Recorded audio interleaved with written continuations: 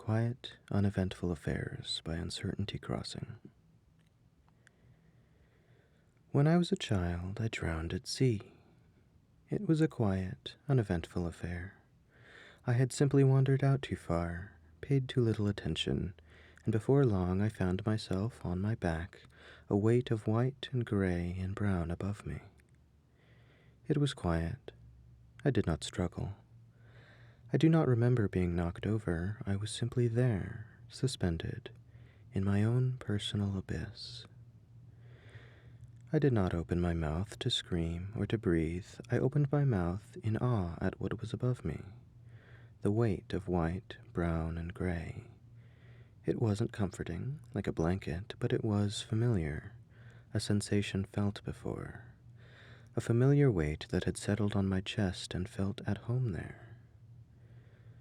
My lungs were burning. That's a funny term, isn't it? To have your lungs burn while under the depths. This pain seems to almost contradict itself in a way, burning while submerged. But like any fire without oxygen, it was snuffed out quickly, and I forgot about it. But as soon as I remembered my need to breathe, it was over. The wave had sent me back ashore. I was on my hands and knees, coughing up sand, while sea foam swirled at my feet. The weight was gone, absent, and it was quiet. Quiet still was the beach, quiet still were the waves, quiet still were the people. No lifeguard, no parent, no caring stranger. The beach was empty. I stood at the shore, and then I was gone.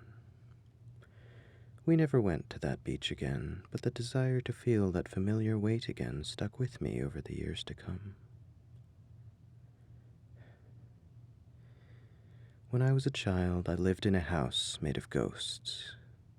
The house had been built because I was being born. My family had been wealthy at the time and spent their fares on extravagant features, the most noteworthy of which was wood reclaimed from sunken vessels that had once sailed the Great Lakes.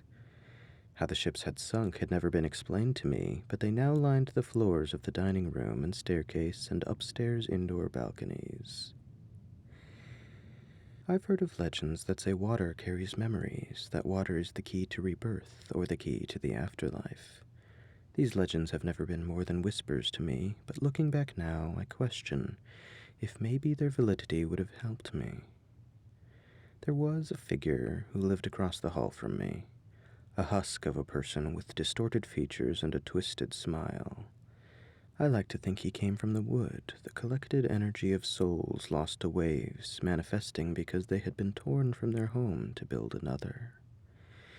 He became a familiar presence over the years, always in the house, always by my side, always contradicting himself.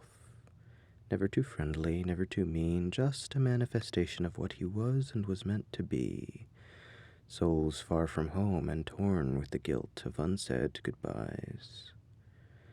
I've come to wonder if the weight that had settled on my chest the day I drowned had been him, kneeling above me with his hands deep inside me, clutching onto my lungs and igniting them aflame.